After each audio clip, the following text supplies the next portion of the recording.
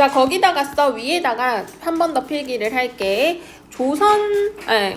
고전소설의 특징이 있거든. 고전소설의 배경에 대한 특징이 있어.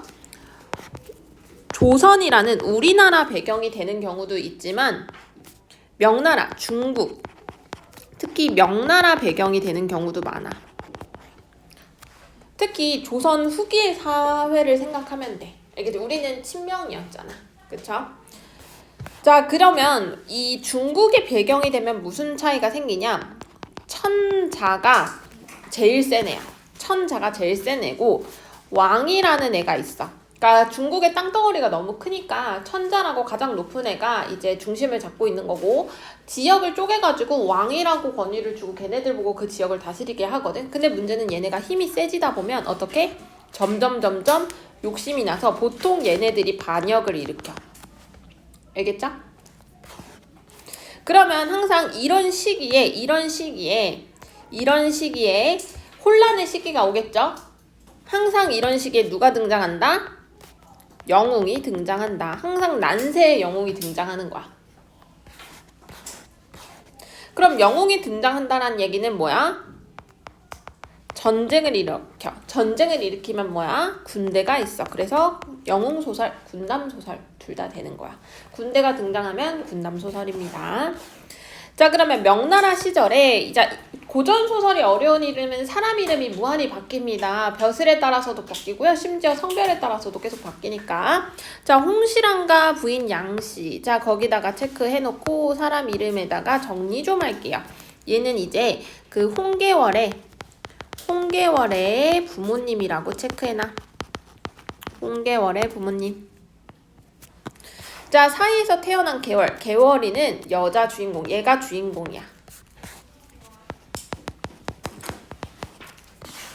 근데 문제는 얘들아 밑줄 쳐. 남장을 한 채에다가 밑줄. 자, 남장을 해서 여자가 영웅으로서의 역할을 하는 이야기들이 반복적으로 등장하거든. 그런 것들을 우리가 모티프라 그래. 모티프는 뭔가 반복되면 모티프라고 합니다. 길러진다. 이후 장사랑의 난. 얘들아, 장사랑의 난에다가 세모. 부모와 헤어진. 얘들아, 부모와 헤어진에다가 밑줄 치고요. 영웅의 필수 요건이 있어. 시련을 받아야 되거든. 그 가장 시련 중에 가장 큰 시련, 부모와 헤어지는 거야. 그게 기아 모티프. 기아는 못 먹어서 라는 단어도 있는데 한자가 달라. 이때 기아는 부모에게 버려졌다. 부모와 헤어진 거야. 기아 모티프. 영웅으로서의 시련이라는 조건이야.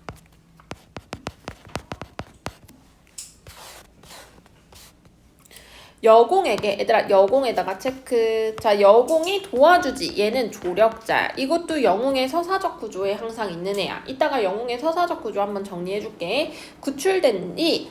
자, 얘 이름을 평국이라고. 자, 얘들아, 다시 한번 평국에다가 동그라미 쳐. 이제 개월이랑 평국이는 같은 애야. 알겠지? 왔다 갔다 쓸 거야. 여공의 아들 보국도 밑줄.